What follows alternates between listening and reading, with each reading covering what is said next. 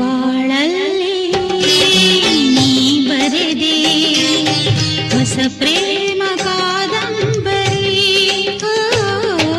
ಧರೆಗಿಂದು ಬಂದಂಥ ಸೌಂದರ್ಯ ಸುರಸುಂದರಿ.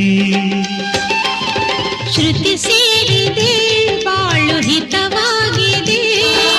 ಸುರಲೋಕದ ಸುಖ ನಮದಾಗಿದೆ.